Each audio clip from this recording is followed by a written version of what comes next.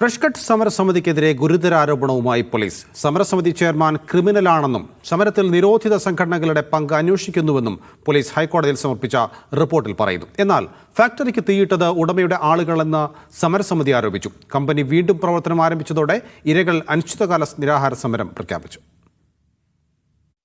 Fresh cut അറവുമാലിന്യ സംസ്കരണ കേന്ദ്രത്തിനെതിരെ പ്രദേശവാസികൾ നടത്തിയ സമരത്തിൽ നിരോധിത സംഘടനകളുടെ പങ്ക് അന്വേഷിക്കുന്നുവെന്നാണ് പോലീസ് സത്യവാങ്മൂലത്തിലെ ഗുരുതര പരാമർശം. അക്രമം നടത്തിയത് സമരക്കാർ തന്നെയാണെന്നും ഫ്രഷ് കട്ടിന് അക്രമത്തിൽ പങ്കില്ലെന്നും പറയുന്ന സത്യവാങ്മൂലം പോലീസ് പ്രദേശത്ത് ലാത്തിച്ചാർജ് നടത്തിയിട്ടില്ല എന്നും പറയുന്നു. അതേസമയം പോലീസ് വാദങ്ങൾ സമരസഹായ സമിതി തള്ളി.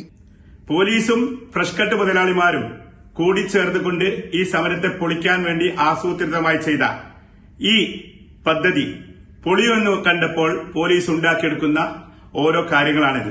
ജുഡീഷ്യൽ അന്വേഷണം നടത്തട്ടെ, നിങ്ങൾ തയ്യാറാണ്, പോലീസും തയ്യാറാവണം. എന്തൊരു പോലീസ് അവിടെ നരനായാട്ട് നടത്തി നിങ്ങൾക്കൊക്കെ അറിയാം.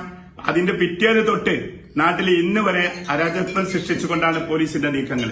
ഹൈക്കോടതി ഉത്തരവിനെ തുടർന്ന് പോലീസ് സംരക്ഷണയിൽ ഫ്രഷ് കട്ട് പ്രവർത്തനം പുനരാരംഭിച്ചതോടെ ജീവിതം വീണ്ടും ദുസ്സഹമായതായി പ്രദേശവാസികൾ പറഞ്ഞു.